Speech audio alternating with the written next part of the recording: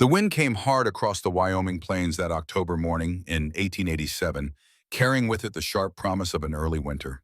It swept through the tall grass like invisible fingers bending the brittle stalks and rattling the loose boards of a small cabin that sat alone on 40 acres of stubborn land. Inside that cabin, Thomas McKenna woke at 4:30, same as he had every morning for the past 3 years, ever since Martha died.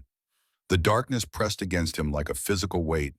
He lay still for a moment, listening to the wind howl outside, and felt the familiar emptiness beside him where his wife should have been. The bed was cold. It was always cold now. 3 years and he still reached for her, sometimes in the night, still woke, expecting to hear her soft breathing. Instead, there was only silence and the endless wind. Tom sat up slowly, his 56-year-old body protesting with the particular ache that came from decades of hard labor. His shoulders were broad, but his frame had grown thin over the years. His hands, calloused and scarred from a lifetime of work, trembled slightly in the cold. He touched them together, willing them steady. A man had to be steady. That was what he had learned in the war 25 years ago at Shiloh, when boys younger than his Annie had died screaming in the mud. Steady hands saved lives. Unsteady hands cost them. He dressed in the dark, pulling on worn pants and a patched shirt that had belonged to him since before the war. The fabric was thin now, threadbare at the elbows. He could see his breath in the cabin's single room. The fire had died overnight. He would need to rebuild it before Annie woke. But first he walked to the small bed in the corner where his daughter slept wrapped in her mother's old quilt. Annie was 8 years old with her mother's brown hair and clear blue eyes. She looked peaceful in sleep, one small hand curled beneath her chin. Tom knelt beside her bed and watched her breathe for a long moment, feeling his chest tighten with a love so fierce it hurt. This child was all he had left. This child was everything. He stood and moved quietly to the table where his ledger sat open to the last page. The numbers stared back at him like accusations. $125 owed to the bank in Laramie. 3 weeks to pay it. He had $14.30 to his name. Outside, the first gray light of dawn began to seep across the horizon. Tom pulled on his coat, heavy wool that Martha had mended the winter before she died, and stepped out onto the porch. The cold hit him like a fist. He welcomed it. Cold meant you were alive. Cold meant you could still feel. The land stretched before him, 40 acres that he and Martha had bought with dreams bigger than their pockets. They were going to raise cattle, a big herd. They were going to send Annie to school, maybe even college back east. They were going to build something that lasted, but dreams were expensive, and the frontier was brutal. The drought had come 3 years ago, the same summer Martha fell sick. The doctor in town wanted $200 to treat her. Tom had 50. He remembered kneeling at her bedside, watching her waste away, knowing he could not save her, knowing that poverty was killing her as surely as the consumption in her lungs. She died in this room in his arms, whispering his name. Now he stood alone on this porch, looking at land. He could barely work, with a body growing older every day, and he felt the weight of every failure pressing down on his shoulders. But he would not break. He had promised Martha with her last breath that he would take care of Annie. He would keep that promise or die trying. Tom walked to the small corral where his 2 horses stood. One was a gray mare, old and tired. The other was Ulysses, named after General Grant, the horse Tom had bought after the war with his mustering out pay. Ulysses was 20 years old now, his muzzle white with age, but his eyes were still clear and his step was still sure. Tom stroked the horse's neck and felt the animal lean into his touch. Everything Tom loved grew old or died. That was the pattern of his life. He checked the chickens next, only 3 left. Something a fox probably had gotten into the coop last month and killed half the flock. He had repaired the fence, but it was a patch job. Everything on this property was a patch job now. The well pump stuck when you worked it. The garden had withered despite his best efforts. The roof leaked in 2 places. He needed $15 for lumber to fix the corral fence properly. He had no $15. He had barely enough to feed Annie for another 2 months. Winter was coming. He could smell it on the wind. Tom returned to the cabin and built up the fire, watching the flames catch and grow.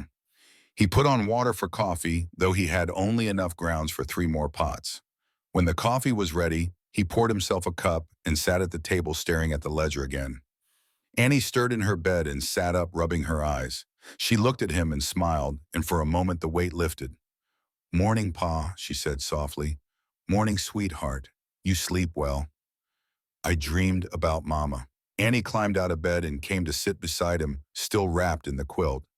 She was in the garden planting flowers. She looked happy.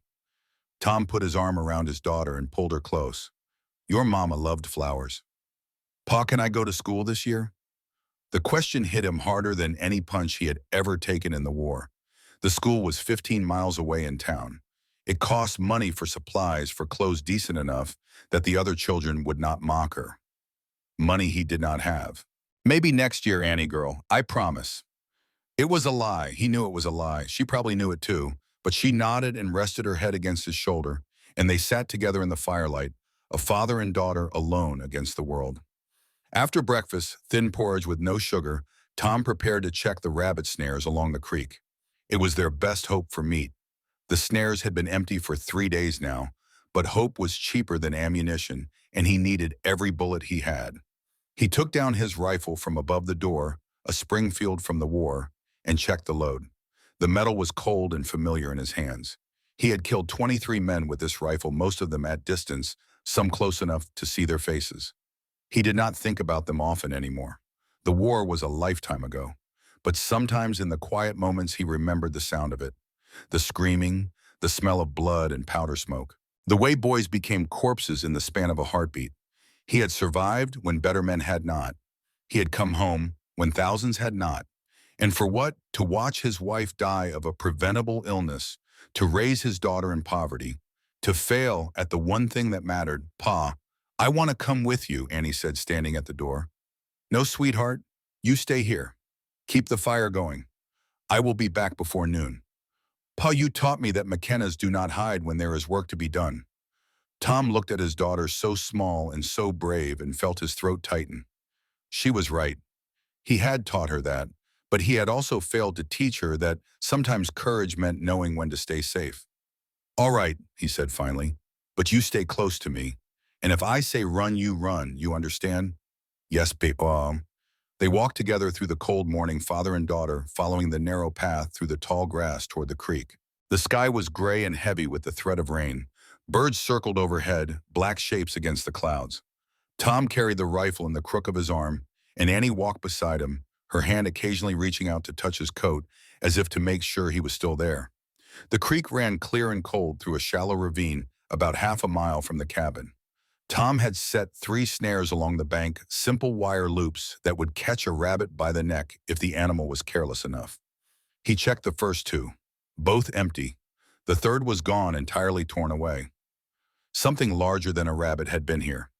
Tom knelt and examined the tracks in the mud. Wolf, probably, or coyote. Either way, it meant his snares were compromised. He would need to move them, set them somewhere else. More work. More time. Time he did not have. He was about to stand when he heard it. A sound that did not belong to the wind, or the water, or the birds. A sound that made every instinct from his war years come alive in an instant. A horse. Tired, stumbling. Close. Tom grabbed Annie and pulled her behind a large boulder, pressing his finger to his lips. She understood immediately and went still. He raised the rifle and waited. The horse appeared over the rise, a magnificent black thoroughbred stallion, its coat dark with sweat. The saddle was fine leather, the kind wealthy ranchers used. And slumped over the horse's neck, barely conscious, was a rider. Tom's first thought was outlaw. His second was ambush. His third was that whoever this person was, they were dying. He waited, scanning the ridge for others. No one. Just the horse and its rider alone. Down toward the creek, drawn by the scent of water. When it reached the bank, it stopped and lowered its head to drink. The rider groaned and began to slide sideways, falling hard to the ground. Tom kept Annie behind the boulder and moved forward cautiously, rifle raised. As he approached, he saw that the rider was not a man at all, but a woman. An older woman, perhaps 60, with gray hair, tied back in a severe bun. Her clothes were expensive, a riding jacket and split skirt, both now stained dark with blood. She had been shot, a wound high on her left shoulder. The blood was fresh, still seeping. Tom knelt beside her and checked for a pulse. Weak but present. Her skin was cold and clammy. Fever had already set in. This woman had been shot days ago by the look of the infection. The woman's eyes fluttered open. They were gray sharp even through the pain. She looked at Tom with a clarity that surprised him. "Water," she whispered. "Please." Tom hesitated. Every instinct told him this was trouble. Rich women did not ride alone through Wyoming backcountry. Rich women did not get shot and survive 3 days without help. This could be a trap. This could be the end of everything. But then he thought of Martha, how she had always said that honor meant nothing if you did not help those who needed it. He thought of the chaplain in the war who had told him that true courage was doing right when no one was watching. He pulled his canteen from his belt and held it to the woman's lips. She drank greedily, water spilling down her chin. "Thank you," she breathed. "Thank you. Please do not let them find me." "Who is looking for you?" "My brother." The words came out, broken, weak. "My own brother wants me dead." Tom's blood ran cold. He looked at the saddle, at the fine craftsmanship. He saw letters burned into the leather. SCT Thornton Ranch. He knew that name. Everyone in Wyoming knew that name. "Are you Sarah Thornton, Sawahal?" he asked quietly. The woman's eyes closed. "Yes, Sarah Catherine Thornton, the cattle queen of Wyoming, the woman who owned 7 of the largest ranches in the territory, the woman whose empire stretched across 50,000 acres, one of the wealthiest, most powerful people Tom had ever heard of, and she was dying on the bank of his creek." Tom looked back at Annie, who was peering around the boulder with wide eyes. He looked at the woman on the ground, bleeding and helpless. He looked at the horizon, scanning for riders who might be following her. This was a choice. Help her and bring whatever storm she carried with her down on his own head. Leave her and she would die within hours. He thought of Annie, of keeping her safe, of the $14 to his name and the debts pressing in from all sides. He thought of Martha's voice, gentle and firm. "Do what is right, Tom. Always do what is right." "Annie," he called, "come here." His daughter emerged from behind the boulder and approached cautiously. When she saw the wounded woman, her eyes went wide. "Pa, who is she?" "I do not know yet, but we are going to help her." It took nearly an hour to get Sarah Thornton onto Ulysses and back to the cabin. The woman drifted in and out of consciousness, murmuring things Tom could not understand. Annie walked beside them, holding his hand tightly, saying nothing. The gray sky had grown darker, and the first drops of cold rain began to fall as they reached the cabin door. Tom carried Sarah inside and laid her on his own bed, the only bed besides Annie's small cot. He lit every lamp they had and began cutting away the blood-stained jacket. The wound was ugly, a bullet hole through the meat of her shoulder. It had missed the bone, but infection had taken root. Red lines spread from the wound like spider webs. If he did not clean this properly, she would die of blood poisoning. "Annie, I need hot water and clean cloth." "Everything we have." His daughter moved quickly, filling the pot and setting it over the fire. Tom washed his hands and began to work, drawing on skills he had learned in the war when he had assisted the surgeons after battles. He had sewn up dozens of wounded men, though most of them had died anyway. He cleaned the wound with the last of his whiskey, and Sarah Thornton screamed. It was a sound of pure agony, and Annie flinched, but Tom did not stop. He had to get the infection out. He had to save this woman, though he did not know why, only that he had to. When the wound was as clean as he could make it, he threaded a needle with Martha's sewing thread and began to stitch. His hands were steady. They had always been steady when lives depended on it. Sarah Thornton watched him through half-closed eyes. "You were a soldier," she whispered, "a long time ago. I can tell. You have the hands." Tom finished the stitching and wrapped the wound in clean bandages using strips torn from an old sheet. Then he covered her with a blanket and stepped back. "You will live," he said, "if the fever does not take you." Sarah closed her eyes. "What is your name?" "Thomas McKenna. This is my daughter Annie." "McKenna." Sarah's voice was fading. "I will remember." She drifted into sleep, her breathing shallow but steady.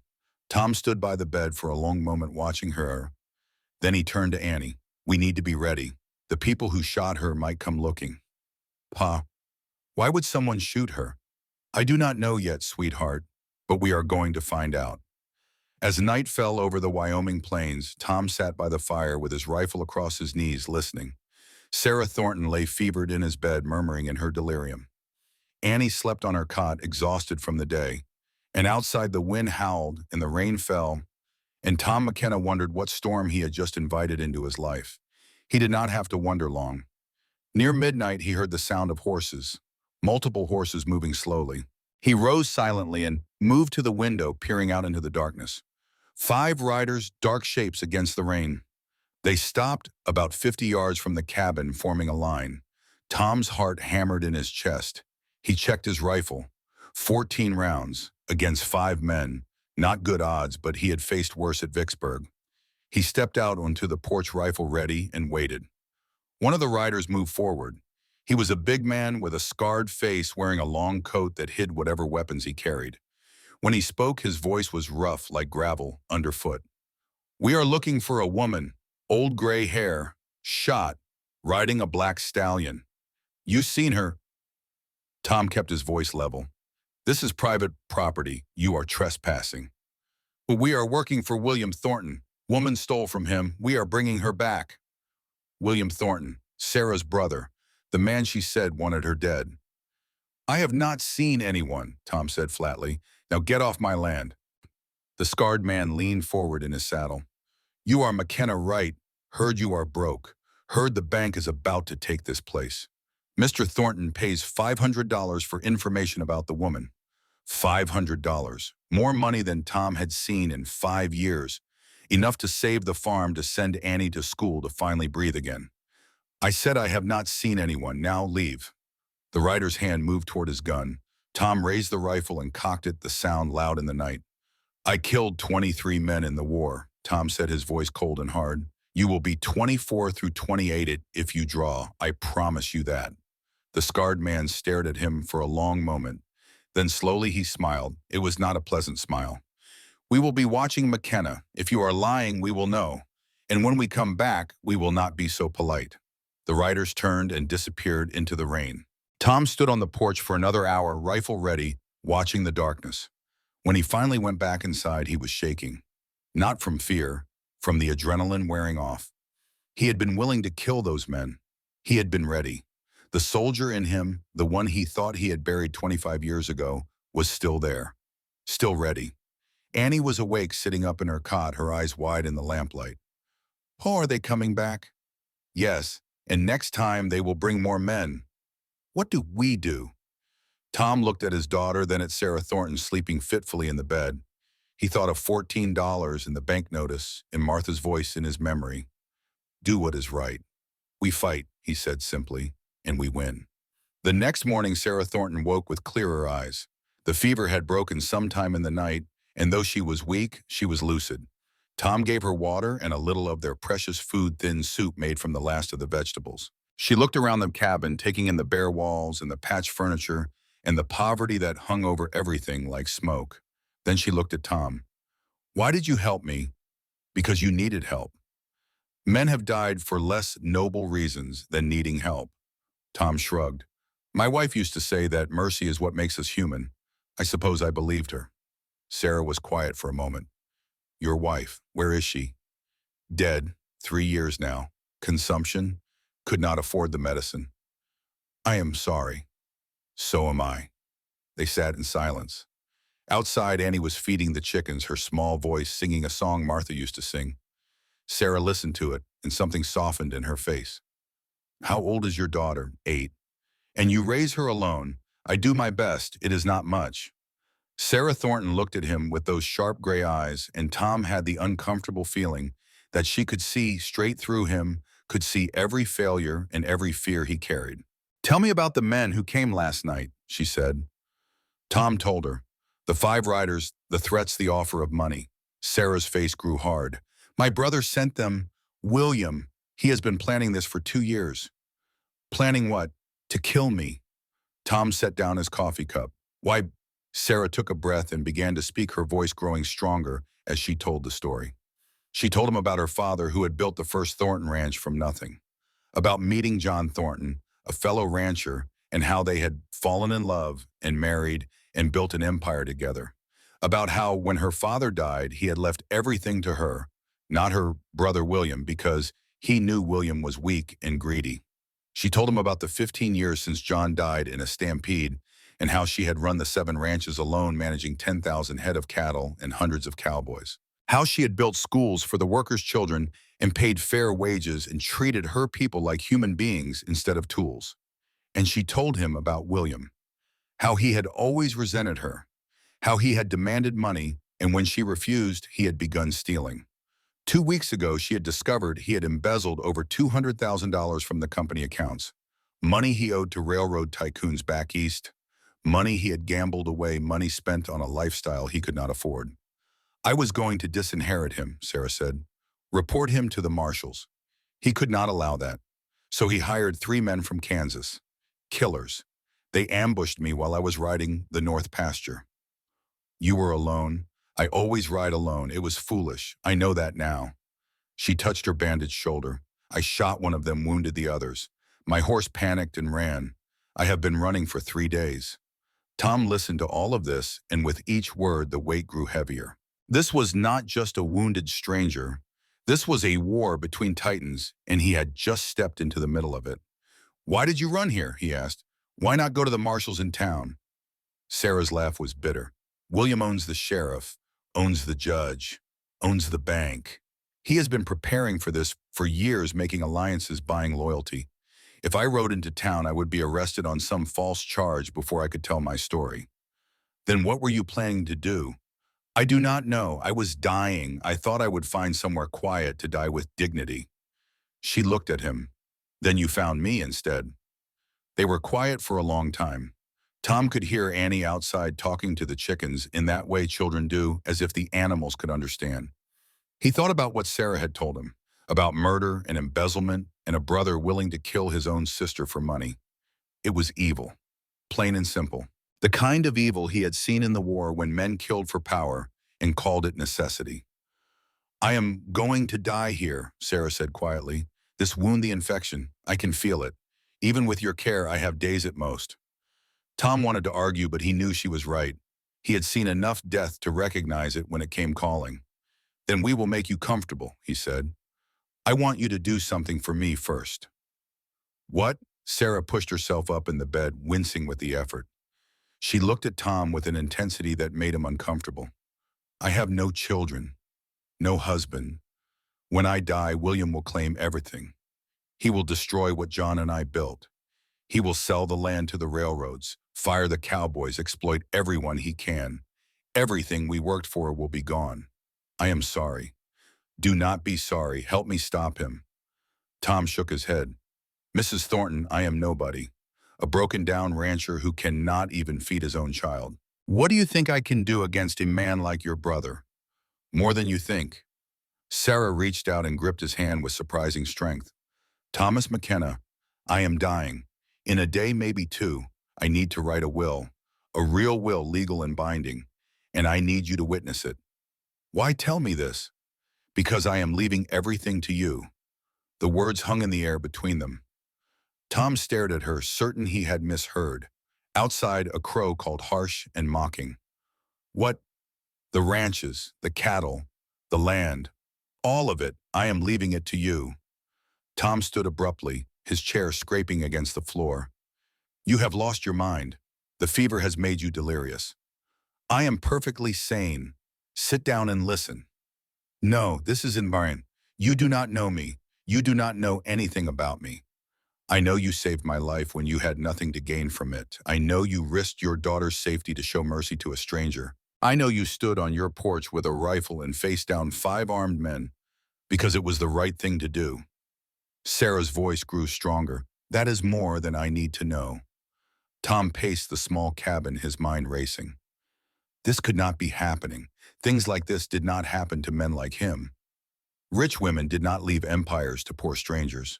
Mrs. Thornton, I appreciate what you are trying to do, but I cannot accept this. I cannot put Annie in more danger. William will kill us both. He will kill you anyway. You help me.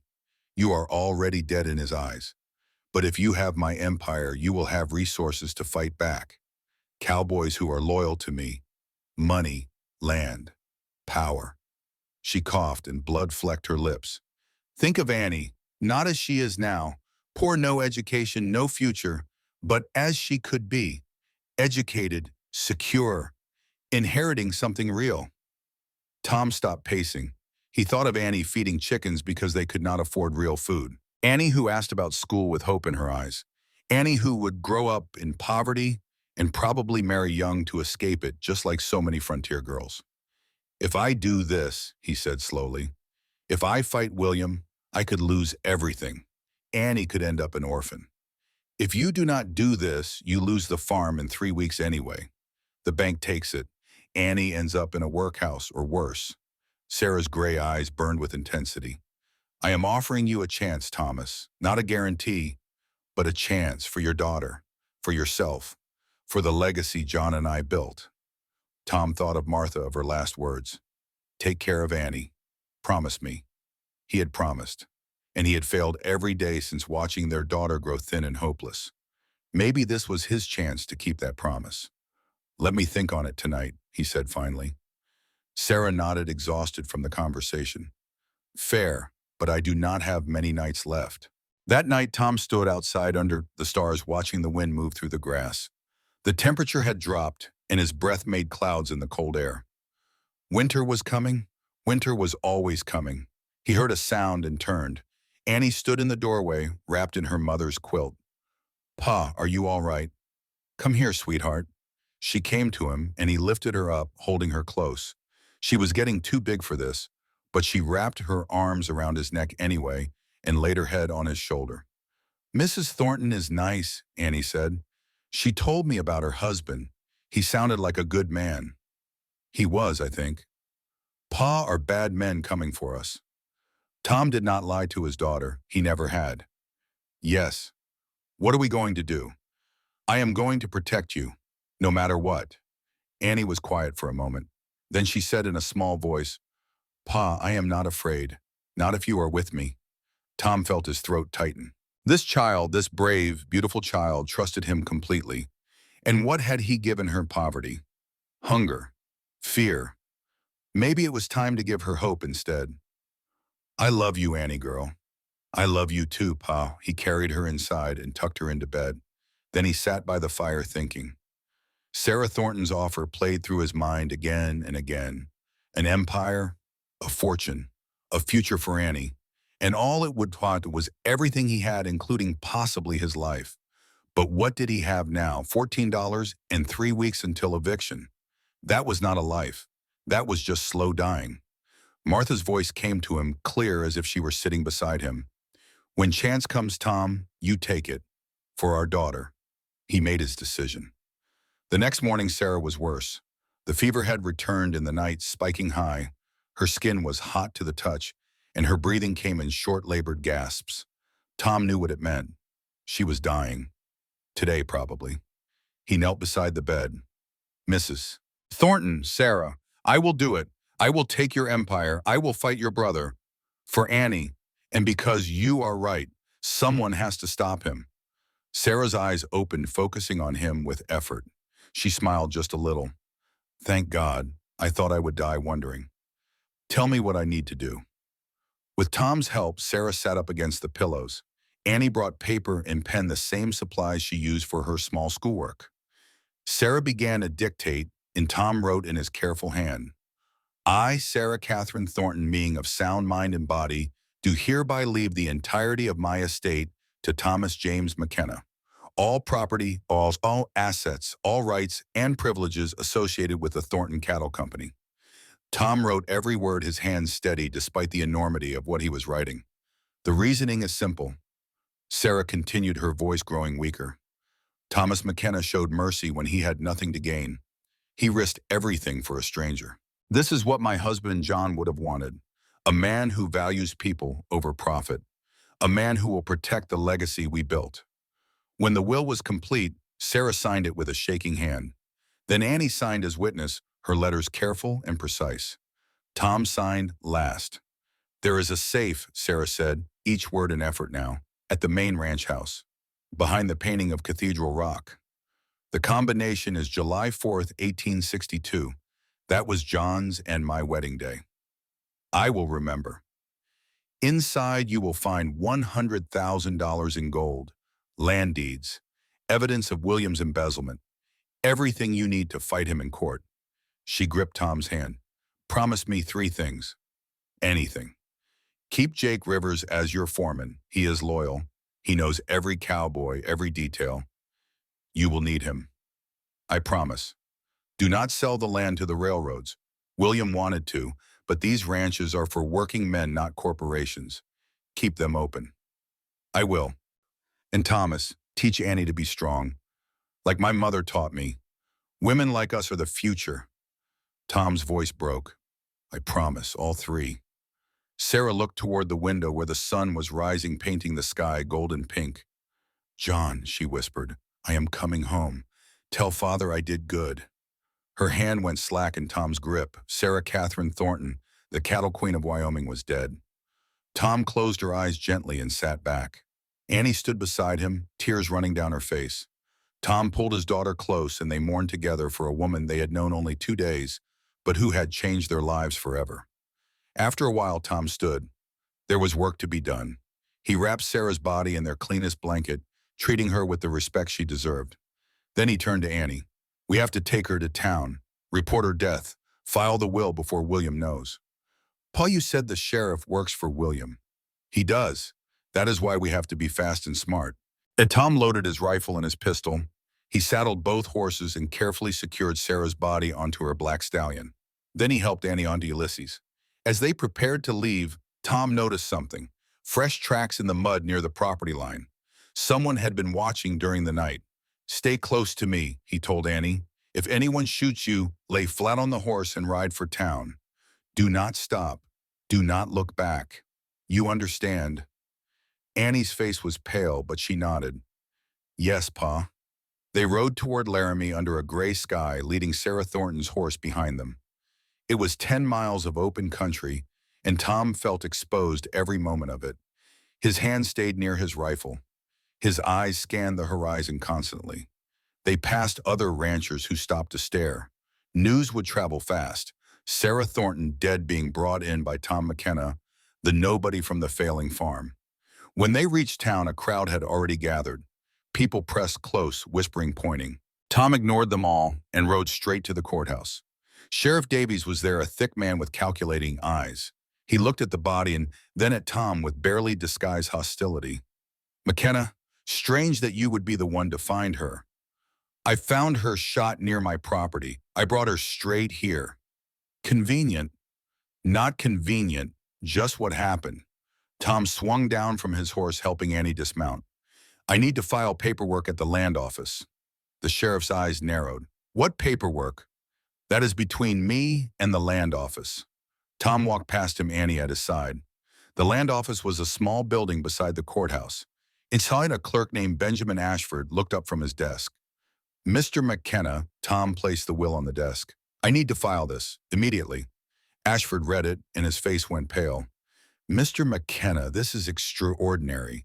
This is Mrs. Thornton's entire estate. I know what it is. Is it legal? It appears to be. Properly witnessed, signed, dated. Ashford looked up at him. But this will cause a war. William Thornton will never accept this. That is his problem. File it. The clerk hesitated, then nodded. He stamped the document with the official seal and entered it into the record book. October 17th, 1887, 11:42 in the morning. The door slammed open. William Thornton stood in the doorway and Tom got his first look at the man who wanted him dead. William was 58 with silver hair and coal blue eyes. He wore an expensive suit and 3 men flanked him, all armed.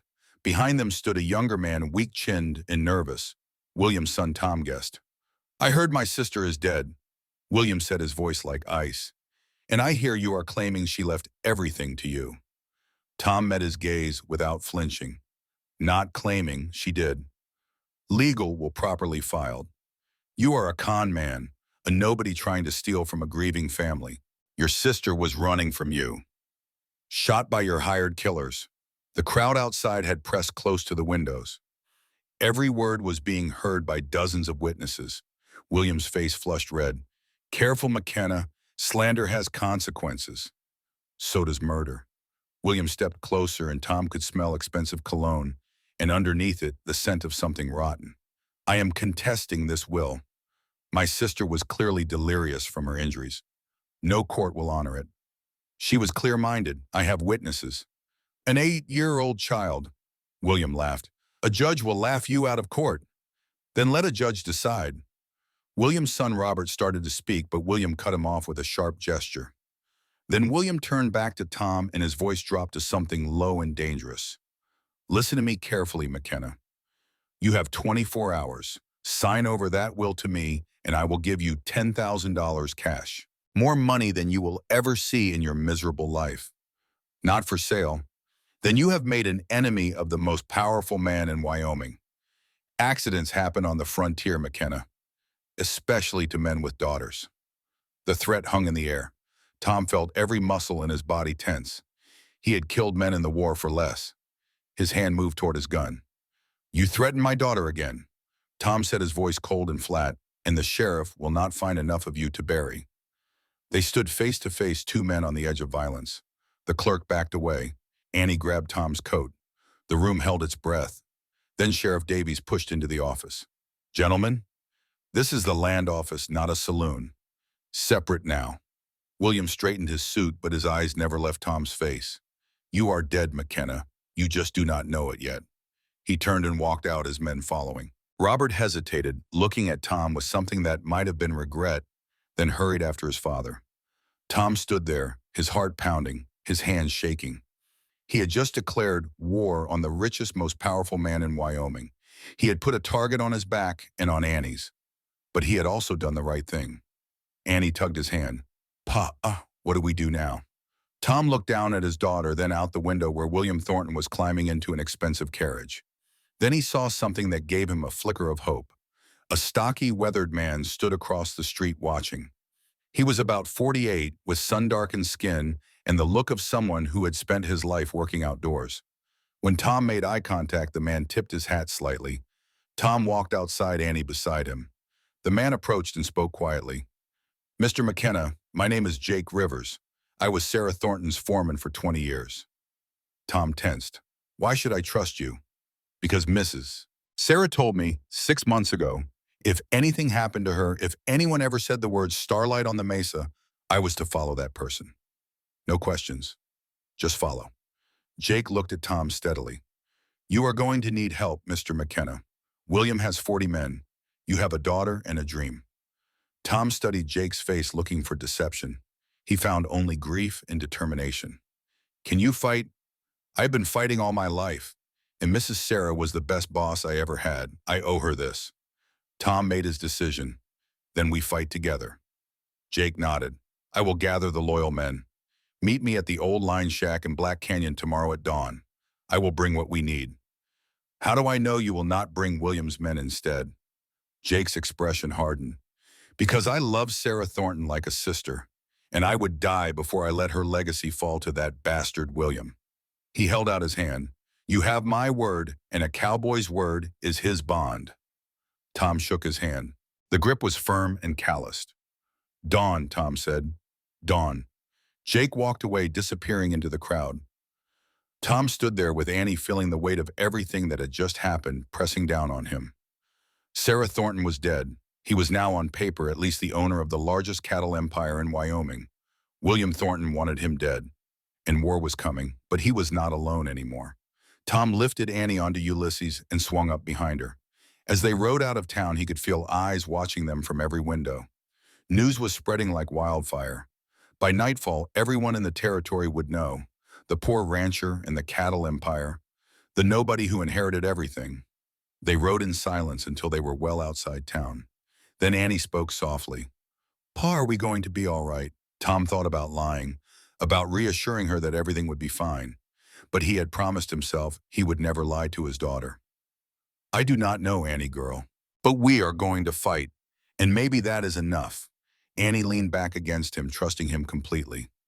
And Tom McKenna, 56 years old, poor and desperate and scared, made a silent promise. To Sarah Thornton's memory, to Martha's spirit, to Annie's future. He would win this war, or he would die trying. Behind them, the town of Laramie faded into the distance. Ahead lay Black Canyon, where allies waited. And beyond that, the Thornton ranches, the empire he now owned but did not control. The first battle was over. Tom had survived, but the war was just beginning. Dawn came cold and sharp to Black Canyon, painting the rocky walls in shades of gray and gold. Tom McKenna stood at the entrance to the old line shack, a weathered structure built into the canyon wall decades ago and abandoned when better shelters were raised closer to water. Annie slept inside on a bedroll Jake Rivers had provided, wrapped in blankets that smelled of horse and leather and hard work. Tom had not slept at all. He watched the canyon entrance, rifle in hand, as the sun climbed higher. Jake had said dawn. It was past dawn now. Tom felt the familiar tightness in his chest, the wartime paranoia that whispered this was an ambush, that he had trusted the wrong man, that he had just delivered himself and Annie into William Thornton's hands. Then he saw them. Riders emerging from the morning mist, coming single file through the narrow canyon entrance. Tom raised his rifle, then lowered it as he recognized Jake in the lead. Behind him rode 11 other men, all cowboys, by the look of them, all armed. Jake dismounted and walked to Tom with a tired smile. "Told you I would come." "You did, thank you." The other men tied their horses and gathered around. Tom studied their faces. They ranged in age from perhaps 20 to past 60, a mix of weathering and hard living. Their hands were calloused, their clothes worn but clean. These were working men, the kind Tom understood. Jake made quick introductions. There was old Henry, a grizzled veteran in his 60s with gray hair and fierce eyes. Mexican Pete, compact and solid, who spoke with a slight accent.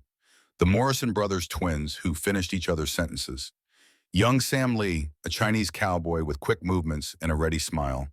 Others whose names Tom tried to remember, knowing each man's loyalty might mean the difference between life and death. These men all worked for Mrs. Sarah, Jake explained. Some for 20 years, some for 5. But all of them owe her something. She was fair when nobody else was. She paid decent wages. She helped their families when times got hard. Old Henry stepped forward.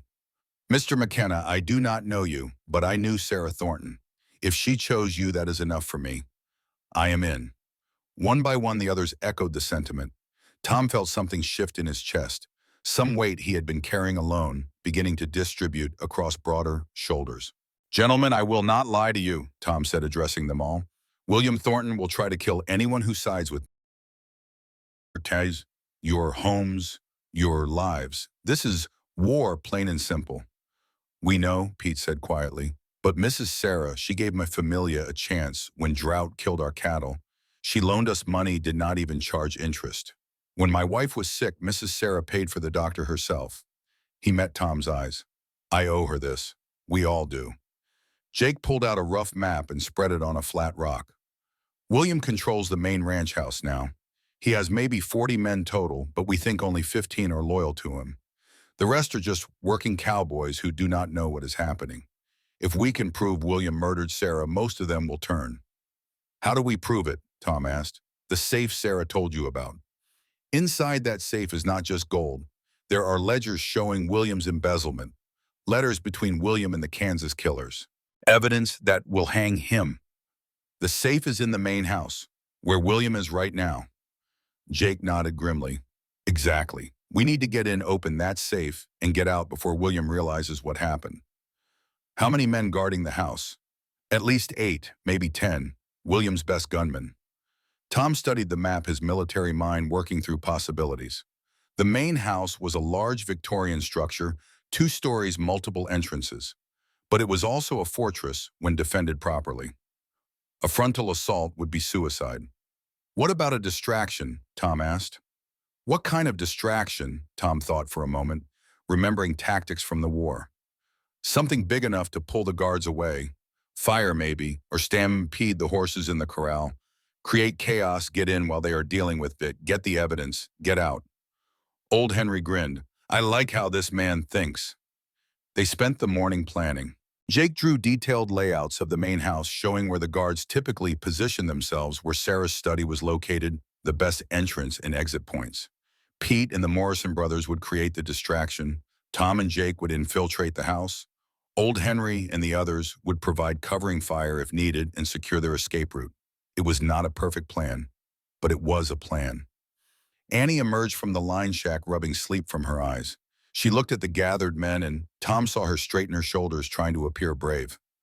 "Pa, are these men helping us?" "They are." She walked to old Henry and looked up at him. "Thank you for helping my pa." Henry's weathered face softened. "Little miss, your pa is helping us. Mrs. Sarah was a good woman. We are just making sure her wishes get honored.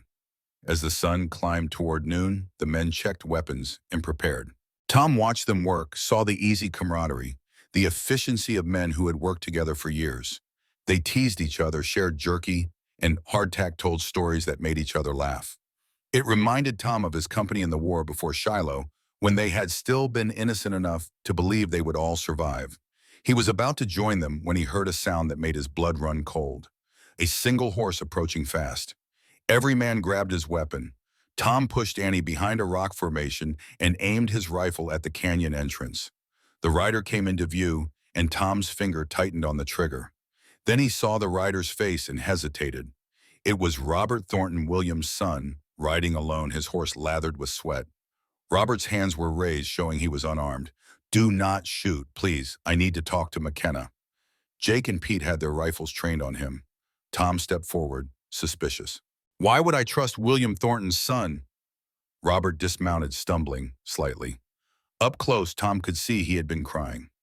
His face was pale, his eyes red-rimmed. "Because I cannot live with what my father has done anymore. Because Aunt Sarah was good to me and he had her murdered.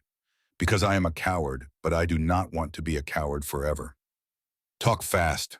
Robert's words came in a rush. "Father knows about this canyon. He has scouts watching. He knows McKenna is here, knows you are planning something, and he is planning something worse." "What?" "Tonight, he is sending 8 men here. They are going to burn this line shack to the ground." Robert looked at Annie, who had emerged from behind the rock. "With the girl inside. Use her to break. You make you sign over the will." Tom felt the world tilt. He grabbed Robert by the shirt and slammed him against the canyon wall. "You are lying."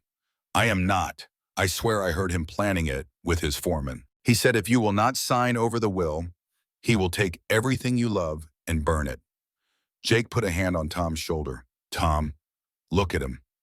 He is telling the truth." Tom stared into Robert's terrified eyes and saw genuine fear there, genuine guilt. He released the younger man, who slumped against the wall. "Why warn us?" Tom asked. "Because Aunt Sarah used to tell me stories when I was young, about heroes and villains, about doing right even when it costs you." Robert's voice broke. "I have been a villain long enough." Tom made a decision. "Jake, get everyone ready to move. Now, we cannot stay here." "Where do we go?" "Mexican Pete, do you have a place?" Pete nodded. "My ranch, 20 miles south. Fortified. My brothers are there. We can protect the girl." "Good. Annie goes there with old Henry and 2 others. The rest of us go to Thornton Ranch tonight. If William is sending his men here, the main house will be lightly guarded. We take our chance now." Jake grinned. "That is exactly what Mrs. Sarah would do. Turn the enemy's plan against him." They moved quickly. Annie protested, leaving her father, but Tom knelt and took her hands in his. "Listen to me, sweetheart. Those men are coming to hurt you, to hurt me.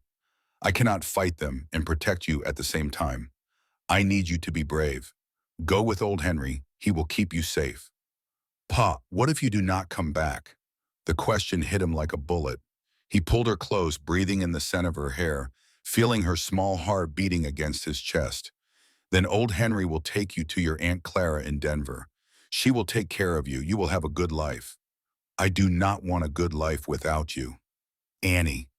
Tom pulled back and looked into her eyes. "You are the bravest person I know. Braver than any soldier I met in the war. I need you to be brave now. Can you do that for me?" She nodded, tears streaming down her face. "Yes, Pa. I will come back. I promise I will try my hardest to come back." Old Henry approached, his face grave. "Mr. McKenna, I will die before I let anything happen to her. You have my word." "I know. Thank you." They prepared to separate. Annie hugged Tom one more time, fierce and desperate. Then old Henry lifted her onto his horse, and she sat in front of him, still crying but trying to be brave. Tom watched them ride out of the canyon, Annie looking back over her shoulder until they disappeared from view. His chest felt hollow, as if someone had carved out his heart and taken it with them. "She will be safe," Jake said quietly. "She better be. Because if William hurts her, I will kill every man who rides for him." The remaining men mounted up. Robert stood uncertainly, still expecting to be shot or sent away. Tom looked at him for a long moment. You are coming with us. What, why? Because you just chose a side. And because we might need someone who knows the house's layout better than Jake's memory. Get on a horse. They rode hard through the afternoon, circling wide to avoid William's scouts. Robert proved useful, pointing out places where sentries might be posted, suggesting routes that would keep them hidden. By nightfall, they had positioned themselves on a ridge overlooking the main Thornton ranch. The house was magnificent, even in the darkness, a testament to wealth and power. Light glowed in the windows. Tom could see guards patrolling the grounds, but not as many as he had expected. William had indeed sent most of his men to the canyon. How many you count? Jake whispered. 4 outside, maybe 6 inside. We can handle that. They waited until midnight, then made their move. Pete and the Morrison brothers created a distraction exactly as planned, controlled fire in the hay barn at the far end of the property. The flames caught quickly, and they heard shouts and running feet as guards rushed to contain it. Tom, Jake, and Robert moved like shadows toward the main house. They entered through the kitchen, where an elderly cook stood at the sink. When she saw them, she gasped, but Robert spoke quickly. Mrs. Henderson, please. We are not here to hurt anyone. We just need to get something from Aunt Sarah's study.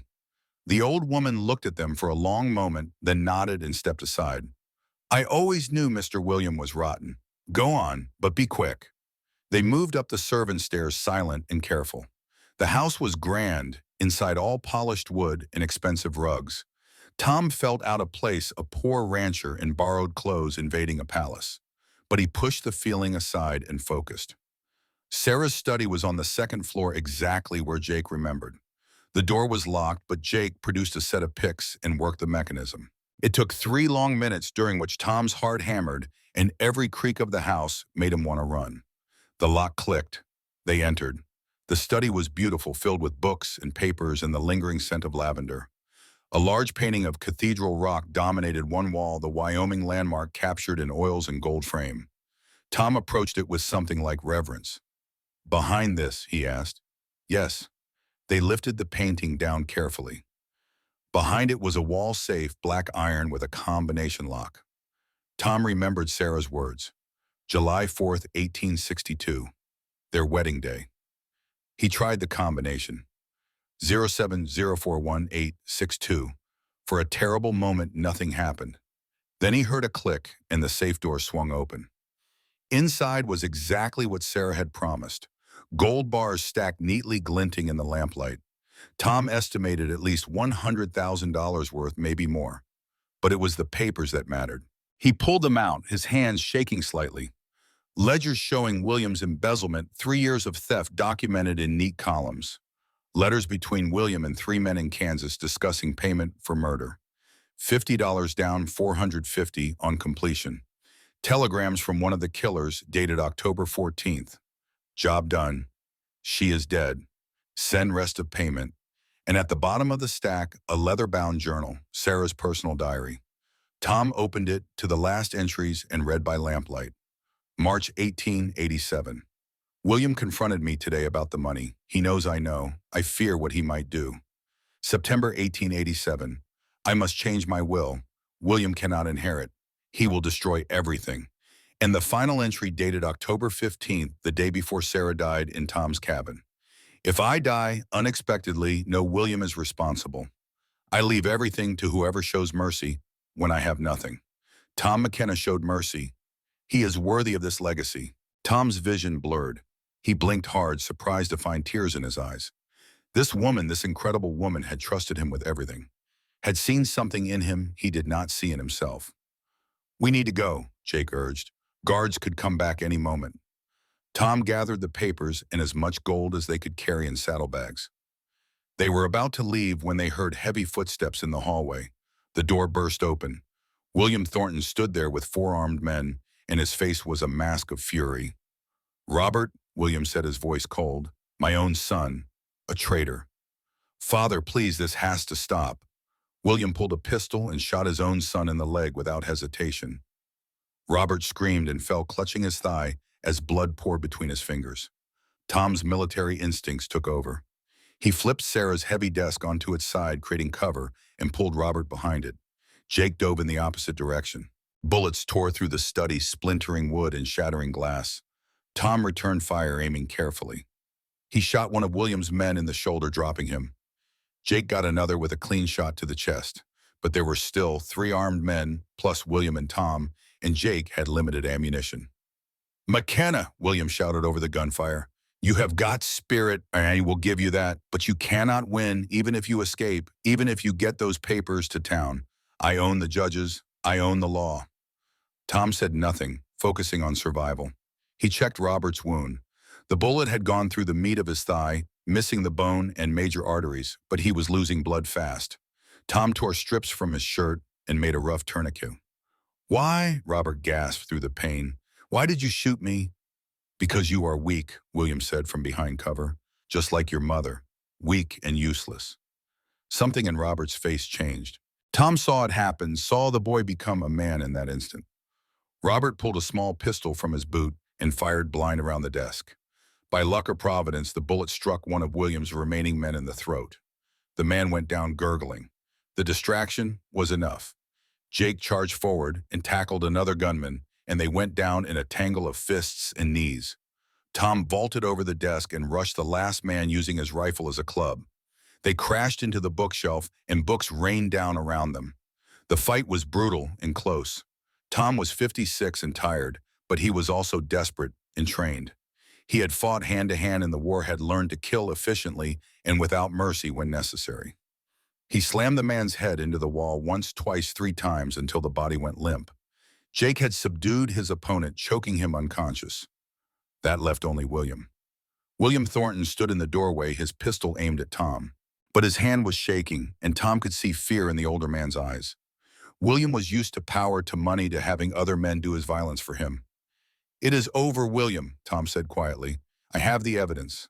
The ledgers, the letters, your own diary entries. Everything. You think evidence matters? I will bury you in legal fees. I will drag this through courts for years. I will destroy your daughter's future." "Actually, Father," Robert said from behind the desk, his voice weak but steady, "you will not." Robert pushed himself up, using the desk for support. Blood soaked his pants, but his eyes were clear. "I am testifying against you. I heard you plan Aunt Sarah's murder. I will swear it under oath." William's face went pale. "You would not dare." "I just took a bullet for these men. Yes, I would dare." Robert looked at Tom. "Mr. McKenna showed me what honor looks like. You showed me what rot looks like. I choose honor."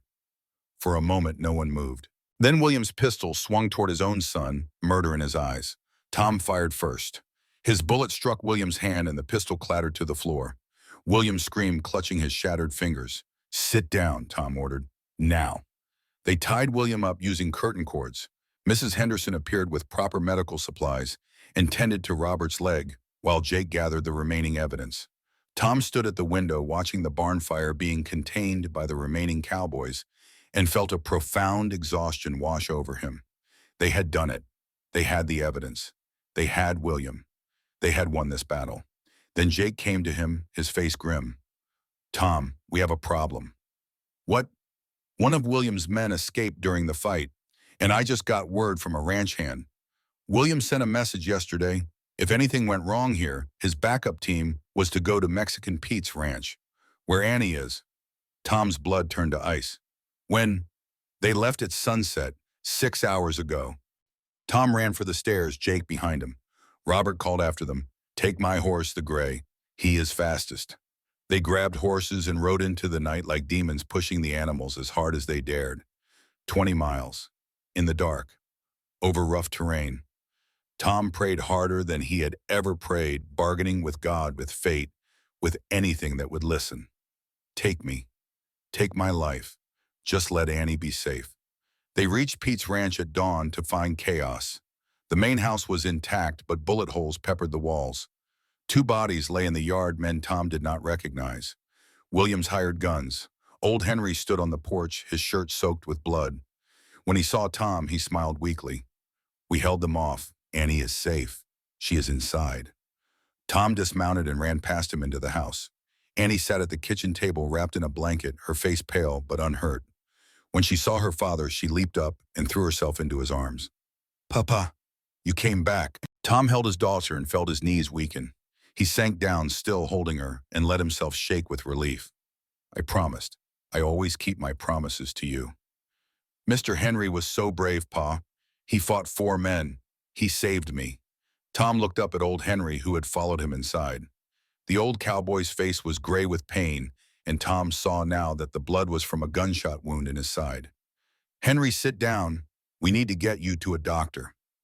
No time for that, Henry said, lowering himself carefully into a chair. I am an old man, McKenna, 64, lived a full life, fought in 1 war already.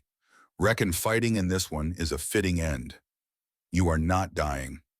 Maybe, maybe not, but I will tell you this. Henry's eyes were fierce. That little girl's the bravest thing I ever saw. When those men came, she did not scream or cry. She hid like you taught her and stayed quiet as a mouse. You raised her right. Pete appeared with whiskey and bandages. They cleaned and dressed Henry's wound, and Tom was relieved to see the bullet had passed through without hitting anything vital. The old cowboy would live, though he would need rest. As the sun rose, fully painting the ranch in gold light, Jake arrived with news. He had stopped at a neighboring ranch to send telegrams. Federal marshals were coming from Cheyenne, 2 days' ride. They would take custody of William and the evidence. But Jake also brought something else. A note delivered by one of William's remaining men, too frightened to stay loyal, but too cowardly to switch sides. Tom read it aloud. McKenna, this is not over. You have my brother. But you do not have the law yet. Meet me at Devil's Canyon at noon. Bring the evidence. I will bring your daughter's life in exchange. If you do not come, I will make sure you spend the rest of your life regretting it.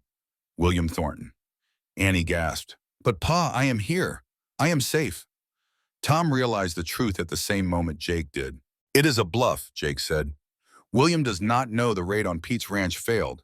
He thinks his men succeeded. He thinks he has leverage. Or, Tom said slowly, it is not a bluff at all. Maybe he has someone else. A hostage we do not know about. They debated for an hour. The marshals were 2 days away. William could do a lot of damage in 2 days. If they went to Devil's Canyon, it could be an ambush, a trap designed to kill them and destroy the evidence. But if they did not go and William did have another hostage, another innocent life would be lost. Tom thought of Sarah Thornton bleeding on the bank of his creek, trusting a stranger. He thought of every choice that had led him to this moment, and he knew what he had to do. I am going to Devil's Canyon. Tom, it is a trap, Jake protested. Probably, but I have to be sure. If there is any chance he has someone, I have to try away. Old Henry struggled to his feet. Then I am going with you. Henry, you are wounded, which means I have nothing left to lose. I'm going. Jake sighed. We are all going then, all of us who can ride. We face this together. Tom looked at the men around him. Cowboys he had known less than 2 days who were willing to die for a cause that was not even theirs. He felt humbled and grateful and terrified. All right, but Annie stays here with Pete's brothers, fortified. No one gets near her. Pa, Annie said, please come back. I will do everything I can, sweetheart. Everything. They rode to Devil's Canyon with the sun high overhead. It was a harsh landscape, a narrow ravine with steep walls and one entrance. Perfect for an ambush. Tom counted 8 shapes on the canyon rim, rifles pointed down.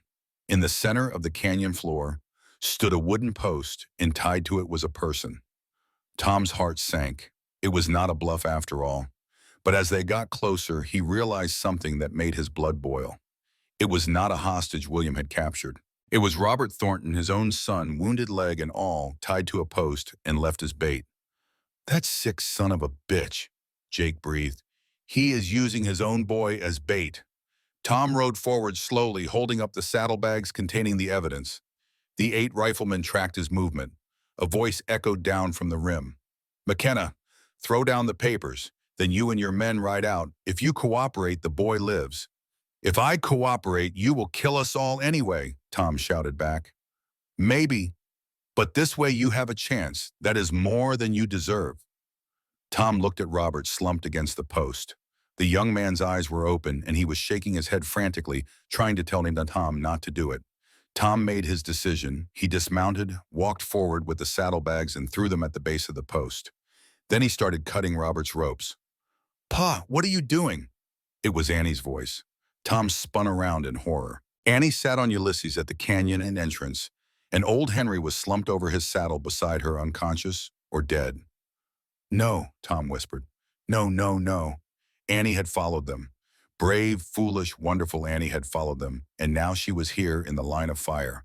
The riflemen on the rim began shooting. Bullets struck all around them. Tom grabbed Robert and Annie, both trying to shield them with his body. Jake and the other cowboys returned fire, but they were exposed and outgunned. Then from the canyon rim, a new sound. More gunfire, but from a different direction. Tom looked up and saw three of William's riflemen fall shot from behind. A figure appeared on the rim, rifle in hand. Robert Thornton, not the wounded one at the post. Another Robert, who Tom realized was shocked, was actually one of Pete's men dressed in Robert's clothes. The real Robert, wounded but functional, had climbed the canyon wall behind the ambushers and was now picking them off one by one. The distraction was enough. Tom swept Annie onto Ulysses and slapped the horse's flank, sending it charging out of the canyon. Jake and the others laid down, covering fire. Old Henry, who had been playing dead, suddenly sat up and shot two more ambushers with deadly accuracy. In the chaos, Tom reached the man tied to the post and cut him free. It was one of Sarah's old cowboys captured earlier and used as bait. The man staggered but could ride. They fought their way out of Devil's Canyon in a running battle that seemed to last forever, but was probably only minutes. Tom felt a bullet graze his shoulder, hot and sharp, but he did not stop. He grabbed old Henry, who was slipping from his saddle, and held the old man on his horse with one arm while firing his pistol with the other. When they finally cleared the canyon and reached open ground, Tom counted heads. Everyone was alive. Wounded, bleeding, exhausted, but alive. And Annie was safe riding ahead with Jake. But they had left the evidence behind in the canyon. Tom slumped in his saddle, feeling defeat wash over him. They had fought so hard, risked so much, lost the one thing that could convict William Thornton. Then Robert appeared limping down from the canyon rim with a saddlebag over his shoulder. He was grinning despite the pain. "Looking for these, Mr. McKenna." Tom stared. "How?" "I grabbed them while everyone was distracted. Figured evidence was more important than dignity, or standing for that matter." Robert collapsed, his wounded leg finally giving out. They made it back to Pete's ranch by nightfall, a ragged group of wounded men and one terrified but unharmed little girl. Old Henry's wound had reopened, and he was barely conscious. Robert had lost enough blood that his lips were pale. Tom's shoulder throbbed where the bullet had grazed him. But they had the evidence, and they were alive. That night, as Doc Wilson from town tended to the wounded, Tom sat with Annie on the porch and watched the stars. She was pressed against his side, and he had his arm around her, and neither of them spoke for a long time. Finally, Annie said, "Pa, I am sorry I followed you. I was scared you would not come back." "I am sorry too, sweetheart, for putting you in danger. For all of this." Who are we going to win? Tom thought about Sarah Thornton, who had given him this chance. About Jake and old Henry and Robert and all the others who had risked everything for a cause they believed in. About the evidence sitting in Pete's house, proof of murder and embezzlement and corruption. "Yes," he said, "we are going to win. We are going to take this to court, and we are going to let the whole territory see who William Thornton really is. And justice is going to be served. Promise?" "I promise, and I always keep my promises to you." 2 days later, the federal marshals arrived. They took custody of William Thornton, who was arrested on charges of conspiracy to commit murder, attempted murder, and embezzlement. They took the evidence, carefully documented everything, and set a trial date. Tom stood with Jake and watched William being loaded into a prison wagon, his hands shackled, his face twisted with rage. "This is not over, McKenna," William shouted. "I will fight this. I will tie you up in court for years." "Then we will see you in court," Tom said calmly. "Let a jury of working men decide between us." "I like those odds." As the wagon pulled away, taking William to jail in Cheyenne, Tom felt something he had not felt in years. Hope. Real solid hope that justice might actually prevail. Jake clapped him on the shoulder. 3 weeks until trial. We need to prepare, find witnesses, build our case." "I know, but first I need to do something else." "What?" Tom looked at Pete's ranch where Annie was helping Mrs. Pete cook dinner. He looked at the horizon where storm clouds gathered. He looked at his own calloused hands scarred from a lifetime of work and war. I need to thank every man who fought for us, and I need to make sure old Henry survives to see us win. The sun set over Wyoming, painting the sky in shades of red and gold. Tomorrow would bring new challenges.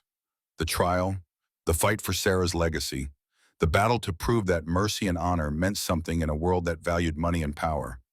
But tonight, Tom McKenna sat with his daughter and his newfound allies and felt for the first time since Martha died that he was not alone. The war was not over, but the first battles were won, and Tom was ready for whatever came next. The 3 weeks before trial passed in a blur of preparation and tension. Tom McKenna had never been inside a courtroom except once 20 years ago, when he had been hauled before a judge for a bar fight after a drunk cowhand insulted Martha. The judge had given him a warning and sent him home. Tom remembered feeling small in that wood-paneled room, surrounded by men in expensive suits who spoke a language he did not understand. Now he was going back, but this time the stakes were not his freedom. They were everything. Sarah's legacy, Annie's future, the lives of every cowboy who had risked death to stand with him. Jake Rivers found him a small office in Laramie to use as headquarters. It was above a general store that smelled of coffee and tobacco. Tom spread the evidence across a battered desk and studied it by lamplight, trying to understand how to turn papers and ledgers into something a jury would believe. Jake brought him newspapers from across the territory. The story had spread like wildfire. Cattle Queen's Last Will Mystery and Murder in Wyoming, read one headline. Poor rancher inherits empire, brother arrested, read another. Some papers painted Tom as a hero. Others suggested he was a con man who had somehow manipulated a dying woman. The one that hurt most was from a Denver paper that called him an opportunist who saw a chance and took it regardless of family or law. Tom read it twice, feeling the words like punches, then crumpled the paper and threw it in the fire. Do not read them, Jake advised. People will believe what they want to believe. Let the trial speak for itself. But Tom could not stop reading. He needed to know what he was fighting against. The court of public opinion had already divided the territory. The wealthy ranchers sided with William, seeing Tom's inheritance as a dangerous precedent. If a stranger could inherit an empire over blood family, what did that mean for their own legacies? The working class sided with Tom. Sarah Thornton had been beloved by her employees, and the Cowboys spread word that she had chosen McKenna specifically because he embodied the values she cherished. Fairness, mercy, honor over greed. Harrison Wells, the newspaper editor, came to interview Tom personally. He was a thin man with ink-stained fingers and intelligent eyes that missed nothing. Mr. McKenna, why should people believe Mrs. Thornton was of sound mind when she wrote that will? Tom met his gaze steadily. Because she talked for 2 hours before she wrote it. She knew exactly what she was doing. She told me details about her ranches, her finances, her brother's crimes. A delirious woman could not do that. But you are nobody, no offense intended. None taken. I am nobody. That is exactly why she chose me. She did not want someone who would use her legacy for personal gain. She wanted someone who would honor what she and her husband built. Wells wrote quickly in his notebook, and what did they build? A place where working men got fair wages and dignity, where families were supported, where cattle ranching was done right, not just for profit, but for the people who did the work. Tom leaned forward.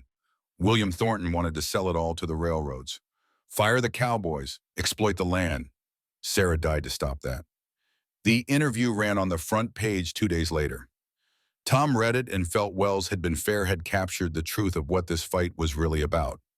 Not money, values, but preparation was not just about newspapers. It was about witnesses. Jake worked tirelessly tracking down every person who could testify to Sarah's character and state of mind. He found 12 cowboys willing to take the stand. He found the cook, Mrs. Henderson, who had seen William shoot his own son.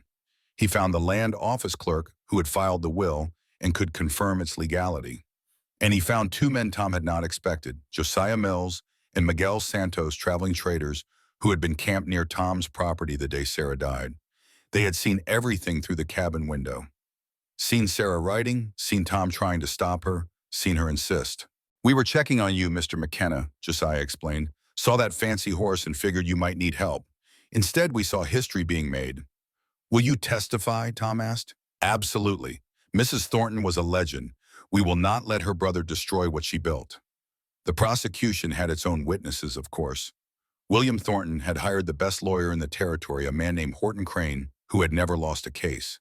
Crane was building a narrative that theory that Sarah had been delirious from blood loss, that Tom had taken advantage of a dying woman, that the will was invalid because it had been written under duress. 3 days before trial, the bank came calling. The same banker who had threatened foreclosure weeks ago appeared at the office with a smile that did not reach his eyes. "Mr. McKenna, you still owe $125 on your property. Payment is due immediately." Tom stared at him. "I am the legal owner of the Thornton estate. I have assets worth millions. Legally contested assets. Until the court rules, they are frozen. So I ask again, do you have $125? Tom did not.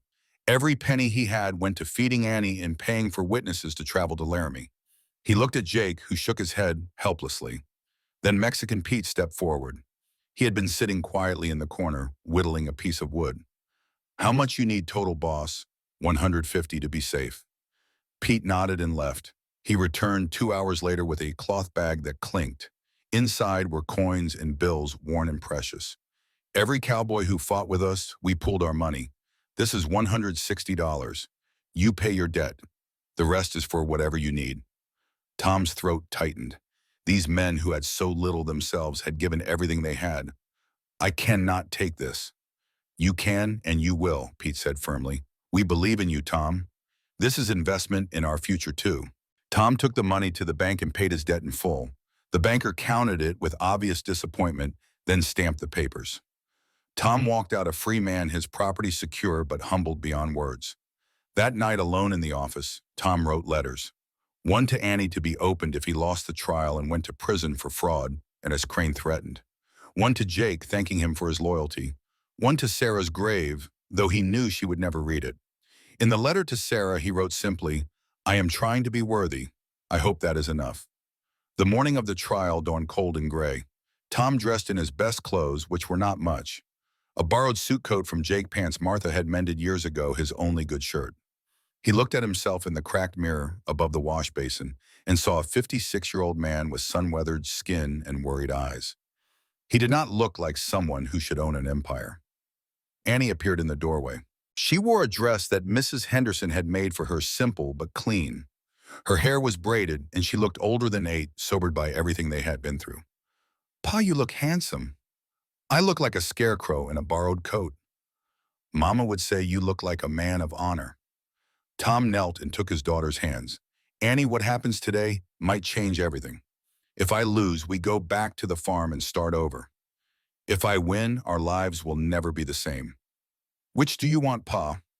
"I want what Sarah wanted. I want her legacy protected. I want the Cowboys to keep their jobs and dignity. I want you to have a future." He paused. "But I also want you to know, no matter what happens, you are enough. Just you, exactly as you are. You do not need an empire to be worthy." She hugged him tight. "I know, Pa. You taught me that." They walked to the courthouse together, Jake and the Cowboys forming a protective wall around them. The street was packed with people. Tom saw faces he recognized, ranchers and townspeople, and faces he did not, curiosity seekers drawn by the spectacle. Some cheered, some jeered. Most just watched in silence. Inside, the courtroom was packed beyond capacity. People stood against the walls and crowded in the doorway. The air smelled of sweat and tobacco and tension.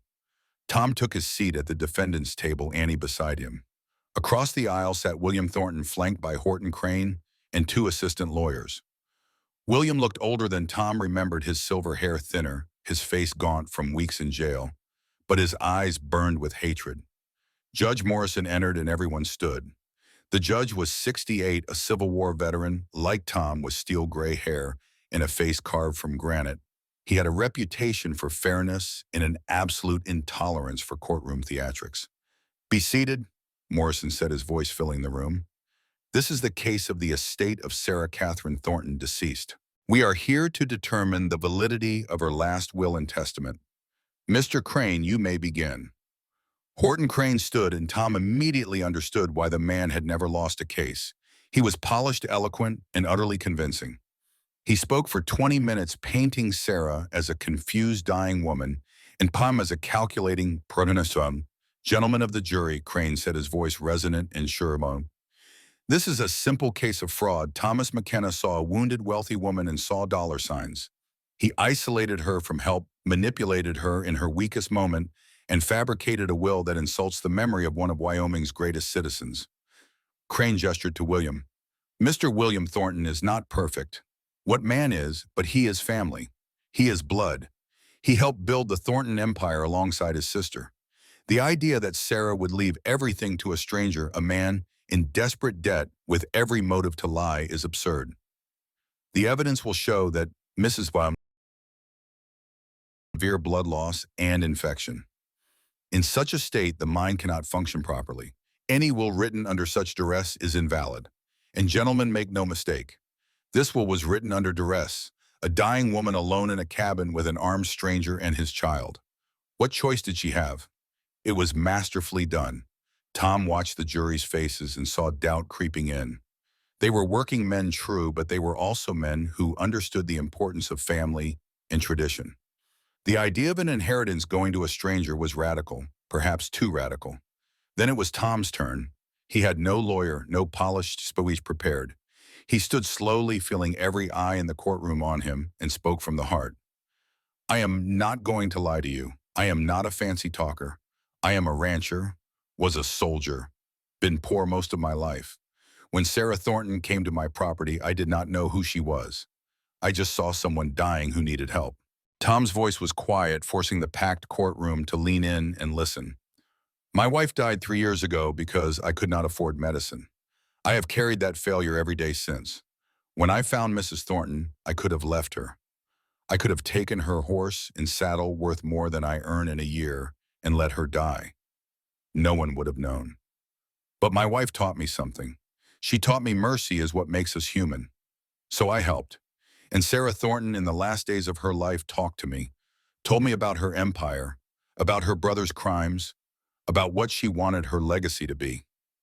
Tom looked directly at the jury. She did not choose me because I am special. She chose me because I showed her that people still exist who value life over money. That is what she wanted for her empire. Someone who would protect it, use it right, keep it for the working men who built it. Mr. Crane says this is about family, but Sarah's family tried to murder her. I have witnesses. I have evidence. This trial is not about a will. It is about whether murder and greed will be rewarded or whether justice still means something in Wyoming. Tom sat down. The courtroom was silent. Judge Morrison studied him with unreadable eyes. Call your first witness, Mr. Crane. The prosecution called Dr. Stevens, the physician they had bribed. He testified about the effects of blood loss on mental capacity, painting Sarah as incapable of rational thought. But on cross-examination, Tom asked one simple question.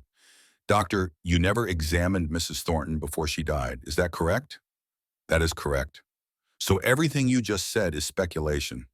Well, medically speaking, is it speculation or factum? Stevens hesitated. Speculation based on medical knowledge. So you are guessing. Tom let that hang in the air. Did Mr. William Thornton pay you to testify? I was compensated for my expertise. How much? $500. A murmur ran through the courtroom. Tom sat down satisfied. The jury looked skeptical now. Tom's first witness was Jake Rivers. Jake testified to Sarah's character, her fairness, her intelligence. He told the story of the code phrase "starlight on the mesa" and how Sarah had given it to him months before her death as insurance. She knew William was dangerous, Jake said. She prepared for the possibility that he would try something. She told me whoever said those words was her choice and I was to follow them. And Mr. McKenna said those words. Yes, sir, which means Mrs. Sarah chose him long before she ever met him. She chose the idea of him, someone who would show mercy. Crane's cross-examination tried to suggest Jake was lying for financial gain, but Jake's honesty was unshakable. The jury believed him. Tom could see it in their faces. Then Tom called Josiah Mills and Miguel Santos. They testified to watching through the cabin window, seeing Sarah write the will, hearing her insist when Tom tried to stop her. She was crying, Josiah said, but she was clear. She kept saying, "You are the kind of man John would have wanted. You are worthy." Mr. McKenna actually argued with her, said he could not take it. but she insisted. It was powerful testimony, and Crane could not shake it. These were independent witnesses with no stake in the outcome. But Crane had his own surprise. He called Sarah's personal physician from 6 months before her death. "Doctor, did you ever have concerns about Mrs. Thornton's mental state?" "I did, yes. She seemed increasingly paranoid in her final months, talking about conspiracies, about being watched." Tom's heart sank. But then the doctor continued. "Of course, given what we know now about her brother trying to kill her, she was not paranoid at all." She was right. The courtroom erupted in laughter. Even Judge Morrison smiled. Crane sat down red-faced. As the first day of trial ended, Tom felt cautiously hopeful. But he knew the hardest part was still coming. That night, Tom sat with Annie and Jake in the small office reviewing the plan for day 2. "Tomorrow I present the physical evidence," Tom said. "The ledgers, the letters, Sarah's journal. That is when everything will be decided." "And Robert," Jake reminded him. "Robert testifying against his father. That is the key." Tom nodded. Robert had recovered from his leg wound and was prepared to take the stand. It would destroy any remaining relationship with his father, but Robert had made his choice. Honor over blood. The second day of trial opened with Tom presenting the ledgers. He walked the jury through 3 years of embezzlement, showing them the numbers in black and white. $87,000 one year, $102,000 the next, $98,000 in the most recent year. Nearly $300,000 total, stolen from the company William was supposed to help manage. Then the letters. Correspondence between William and 3 men in Kansas. $50 down payment for a job, $450 on completion. Make it look like robbery. And a telegram from one of the killers dated October 14th, the day before Sarah arrived at Tom's cabin dying. "Job done. She is dead. Send rest of payment." The courtroom was silent as Tom read it aloud. He saw several jury members close their eyes, their faces grim. Then Tom presented Sarah's journal. He opened it to the final entries and began to read. "March 1887, William confronted me about the embezzlement. He knows I know. I fear what he might do, but I cannot let him destroy what John and I built. September 1887, I must change my will. William cannot inherit. He would sell everything to the railroads, fire the loyal men, exploit the land for profit. I need to find someone worthy, but who can I trust?" October 15th, 1887. Tom's voice broke slightly. "If I die unexpectedly, know William is responsible. I am leaving everything to whoever shows mercy when I have nothing left. Today, Thomas McKenna risked his daughter's safety to save me. He is the man I have been looking for. He is worthy of this legacy. John would have loved him." The courtroom was utterly silent. Tom saw several women crying. Even some of the men looked moved. Then Tom called his final witness, Robert Thornton. William stood up, his face purple with rage. "No, I forbid it." Judge Morrison's gavel cracked like thunder. "Mr. Thornton, sit down or you will be removed from this courtroom in chains." Robert took the stand, limping slightly from his wound. He looked at his father one last time, then turned to face Tom. "Mr. Thornton," Tom said gently, "tell the jury what you know." Robert's voice shook at first, then grew stronger. "I heard my father planning my aunt's murder. I was in the next room at our ranch house. He met with 3 men, gave them money, told them where Aunt Sarah would be riding and when, told them to make it look like a robbery. Why did you not stop him?" "Because I was a coward." Tears ran down Robert's face. "I was in debt, gambling debts. My father said if Aunt Sarah died, we would inherit everything and he would pay my debts. I knew it was wrong, but I was weak. I am ashamed of that weakness every day." "What changed?" "Mr. McKenna showed me what honor looks like. He risked everything for someone he barely knew. He stood up to my father when I could not, and he gave me a chance to do the right thing even after I had been part of trying to hurt him." Crane stood for cross-examination, his face hard. "Mr. Thornton, you are deeply in debt, are you not?" "I was. I have since sold everything I own to pay those debts." "And has Mr. McKenna promised you anything in exchange for this testimony?" "No, sir, the opposite. He told me testifying would cost me everything. My family, my inheritance, my father's love. He was right. But some things matter more than money." Crane tried to break Robert, but the young man held firm. The jury watched him with visible respect. Here was a man who had chosen conscience over comfort. Then Crane made his mistake. He pushed too hard. You expect us to believe you are willing to betray your own father out of pure nobility. I am not betraying him, Robert said quietly.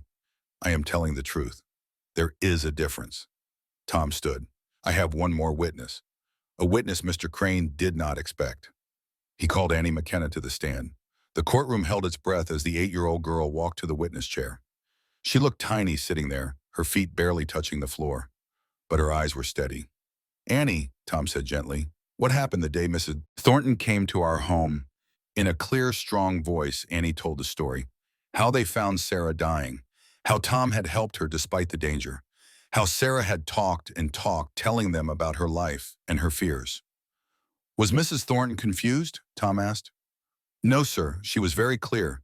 She told me about her husband, John, and how much she missed him. She told me about the ranches and the cowboys. She knew everything. What did she say about the will? She said Pa was a good man. She said good men are rare. She said she wanted her empire to go to someone who would protect it, not destroy it. Annie looked directly at William Thornton. She was scared of her brother. She said he was rotten inside. Crane objected, but the damage was done. Coming from a child, the words carried brutal honesty. Then Crane made his second mistake. He tried to intimidate Annie during cross-examination. Annie, did your father tell you what to say today? My pa said to tell the truth. That is what I am doing. You are sure you did not make this up for money? Annie's eyes flashed. My mama said lying is a sin. I do not lie. But you would inherit this empire too, would you not? If your father wins, Annie looked at him with the devastating directness only children possess. I do not want an empire. I just want my pa to be safe. You people keep trying to hurt him, and all he did was help someone who needed it. The courtroom erupted in applause. Judge Morrison did not even try to stop it.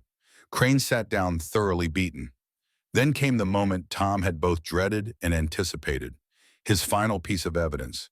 He presented the telegram sent by William's hired killer, but he also presented something else, the bullet that had been removed from Sarah's shoulder. This bullet, Tom said, is a custom make, a rifling pattern used by only one gunsmith in Kansas, the same gunsmith who made weapons for the 3 men William Thornton hired. He showed the telegram from William to the gunsmith ordering 3 rifles with this specific pattern, dated 2 months before Sarah's death. It was incontrovertible proof. William had planned the murder months in advance. William Thornton exploded. He stood knocking over his chair. That is a lie, all of it. You people do not understand. Sarah was destroying everything. She gave away profits to cowboys. She refused to modernize. She was holding us back. Mr. Thornton, Judge Morrison warned. She deserved it, William shouted. She deserved to die. She was weak, just like our father said. Women cannot run empires. They give them away to nobodies, to trash like McKenna. Bailiff, Morrison roared, but William was beyond reason now. He lunged toward Tom and chaos erupted. The bailiff grabbed him. Cowboys jumped to defend Tom. Annie screamed. Jake pulled her behind him protectively. In the melee, William kept shouting, I built that empire, I deserve it. Not some poor nobody. Not some stranger, it is mine. Mine. Judge Morrison's gavel cracked again and again until order was restored. William was wrestled into his seat, breathing hard, his face red and twisted. Mr. William Thornton, Morrison said, his voice cold as winter. You have just confessed to conspiracy to commit murder in open court. Bailiff placed him under arrest. Additional charges of murder in the first degree. William sagged, realizing what he had done. Crane put his head in his hands. The trial was over. Everyone knew it. But Morrison let it play out properly. Closing arguments were brief. Crane could barely speak, his case demolished by his own client. Tom simply reminded the jury that justice and mercy should win over greed and murder. The jury deliberated for 2 hours. Tom spent that time on the courthouse steps holding Annie and praying. When the bailiff called them back, Tom's heart hammered so hard he thought it might burst. The foreman, a blacksmith named Carter, stood. He was a big man with scarred hands and honest eyes. We, the jury, find in favor of Thomas McKenna. The will is valid. Furthermore, we recommend William Thornton face full prosecution for murder. The courtroom erupted. Cowboys threw their hats in the air. Women cried. Men cheered. Tom collapsed to his knees, overwhelmed. Annie threw her arms around him, and Jake pounded his back. Judge Morrison waited for silence. Furthermore, I am ordering immediate arrest of William Thornton on charges of conspiracy to commit murder and murder in the first degree. Bail denied. Trial to be scheduled within 2 months. William was led away in chains, still muttering about empires and betrayal. Robert watched his father go and wept, but Tom saw it was tears of relief, not sorrow. Outside the courthouse, a crowd had gathered. When Tom emerged with Annie, they cheered. Cowboys from Sarah's ranches, townspeople, farmers, people he had never met clapping and calling his name. Jake appeared at his elbow. "Boss, we need to get to the ranch. The cowboys are waiting to hear the news." "I am not your boss, Jake. We are partners. Tell that to the empire you just inherited." They rode to the Thornton Main Ranch, and Tom saw it with new eyes. This magnificent property, these thousands of acres, this legacy built by Sarah and John Thornton. It was his now, his to protect, his to honor his responsibility. The cowboys gathered in the main yard, nearly 50 men from all 7 ranches. When Tom arrived, they stood silent, waiting. Tom climbed onto a fence rail so everyone could see him. "Mrs. Sarah Thornton's will has been upheld. William is going to prison. The empire is secure." Cheers erupted, but Tom held up his hand for silence. "But this is not my empire. It is ours. All of us. Sarah built this on fairness and respect. We are going to continue that. Starting today, wages increase by 20%. We are establishing profit sharing so everyone benefits when we do well. We are building a school for your children, and we are creating a fund to help widows and families in need." The cheers now were deafening. Tom saw grown men crying. These cowboys had worked so hard for so little for so long. Finally, someone was giving them what they deserved. That night, Tom and Annie walked through the main house together. It was beautiful, filled with fine furniture and paintings and everything money could buy. But it felt cold. "Pa, do we have to live here?" Annie asked. "Would you rather stay at our cabin?" "Yes, this place is pretty, but it does not feel like home." Tom smiled. "Then we keep the cabin. This house is for business, for meetings. But home is where we choose it to be." They ended up sleeping in Sarah's old study that night because Annie wanted to be close to where Sarah had spent her time. Tom read to his daughter from Sarah's books until she fell asleep. Then he sat by the window looking out over the land he now owned and felt the weight of it. Weeks passed. William's murder trial was swift and decisive. The evidence was overwhelming. He was sentenced to life in prison. Robert testified again, his courage never wavering. When the verdict came down, Robert approached Tom outside the courthouse. "Mr. McKenna, I do not expect forgiveness, but I want you to know I am dedicating my life to making amends. If you would allow me to work for you in any capacity, I would be honored." Tom studied the young man, saw genuine remorse, genuine desire to be better. "How are you with numbers?" "Good, very good." "Then you are my accountant. I need someone I can trust to manage the finances, make sure every dollar is spent right. Can you do that?"